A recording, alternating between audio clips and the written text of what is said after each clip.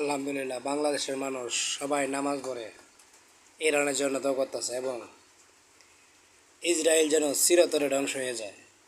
আল্লাহু আকবার।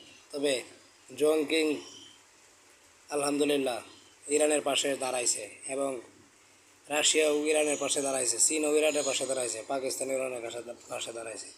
তো বাংলাদেশের মানুষ অস্ত্র নাই, দাঁড়াইবার মতন কেউ সামর্থ্য নেই। তবে বিশেষ করে প্রতিয়ক্ত নামাজেই বাংলাদেশ থেকে দোয়া হইতেছে ইরানের জন্য। যদি দোয়া না হয় তাহলে আমি আমার ৫ ওয়াক্ত নামাজের মধ্যে হইলেও আমি দোয়া করতেছি ইরানের জন্য, যাতে আল্লাহ যেন ইরানকে এই বিজয় দেয়।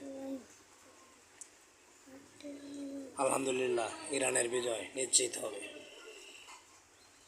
সবাই ভালোই থাকেন, সবাই ইরানের জন্য দোয়া করবেন। তবে বড় সবচাইতে আল্লাহ।